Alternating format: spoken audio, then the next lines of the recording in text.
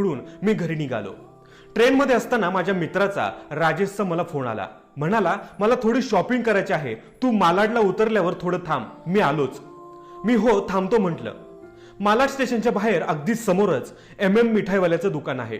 उजवीकडे पानपोई आहे आणि बाजूलाच पार्किंगसाठी आडवे लोखंडी अँगल लावलेले आहेत. त्यावर चढून मी राजेशची वाट बघत बसलो.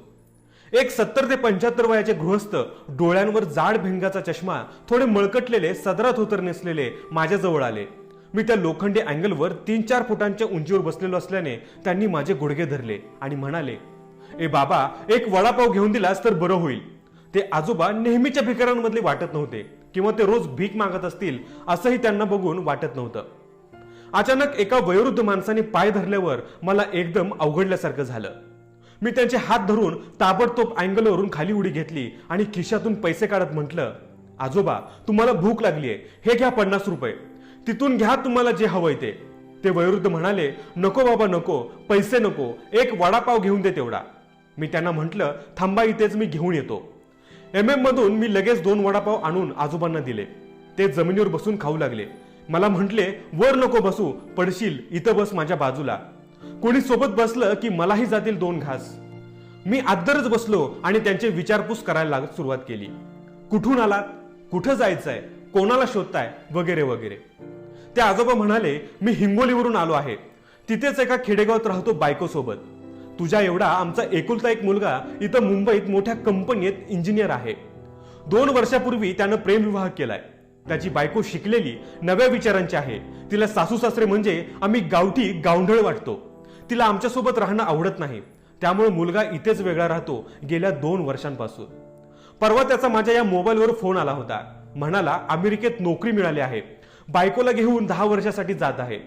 इथं मुंबईत असताना येत होता गावी आम्हा म्हातारीला भेटायला, तेही 6 महिन्यातून एकदा. मात्र आता इतक्या लांब परदेशात जाण्याआधी एकदा भेटून जा म्हटलं तर वेळ नाही म्हणाला. आता परवा लगेच विमानाने जायचं असं म्हणाला. पुढचे 10 वर्ष जगतोय की मरतोय कोण जाणे, म्हणून म्हटलं आपणच भेटून यावं मुंबईला जाऊन. काल संध्याकाळपासून मी या मुंबईत विमानतळ शोधतोय, पण इथं मालाडमध्ये विमानतळ नाही असं म्हणतात इथली लोक. मी म्हणालो, बरोबर म्हणतायत लोक, इथं मालाडला नाही, सांताक्रूजला आहे विमानतळ.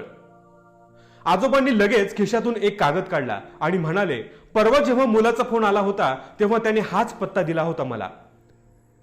हा मोबाईल पण खराब झालाय वाटतं, फोनच नाही येत कालपासून माझ्या मुलाचा. त्याला सांगितलं होतं मी मुंबईत येतोय तुला भेटायला म्हणून. आता माझ्या एका हातात त्यांचा मोबाईल आणि एका हातात तो कागद होता. आधी मोबाईलची बटणं दाबून पाहिली. मोबाईल व्यवस्थित चालू होता, नेटवर्कही फुल होतं. मी विचारलं, तुम्ही नाही का लावून बघितला मुलाला फोन? मला लावता कुठे येतो फोन, फक्त उचलता येतो. ते आजोबा म्हणाले. मी रिसिव्ड कॉलमध्ये जाऊन शेवटी परवा आलेल्या कॉलवर डायल करून केलं.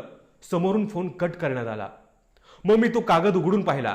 त्या कागदावर पत्ता होता, छत्रपती शिवाजी महाराज विमानतळ, हॉटेल समोर, मालाड, पश्चिम, मुंबई. मी समजून गेलो होतो त्या मुलाने आपल्या आई वडिलांना टाळण्यासाठी खोटा पत्ता दिला होता आणि आता तो त्यांचा फोनही घेत नव्हता. मला कळून चुकलं होतं की ज्या विमानात आता त्यांचा मुलगा स्वार झाला होता ते परत कधीच त्यांच्या दिशेने येणार नव्हतं. तेवढ्यात माझा मित्र तिथे पोहोचला. त्याला मी म्हटलं, 2 मिनिटं थांब फक्त राजेश. आणि मी आजोबांकडे पाहत विचारात पडलो. मला कळत नव्हतं मुलाकडून होणारी त्यांची ही प्रतारणा त्यांना खरंच कळत नव्हती की त्यांना कळत असून ही स्वीकारायची नव्हती.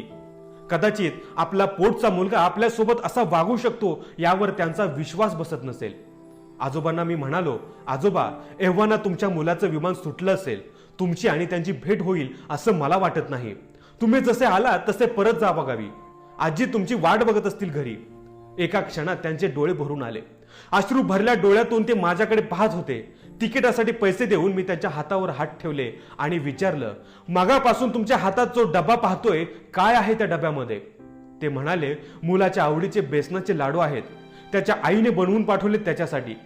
आता मात्र एक धारदार सूर्याने काळजात वार करावा आणि सर्व अंतकरण रक्त बंबाळ व्हावं अशी माझी अवस्था झाली.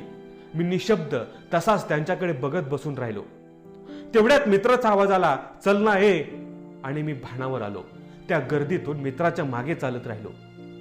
घरी आल्यानंतर रात्री उशिरापर्यंत झोप लागत नव्हती.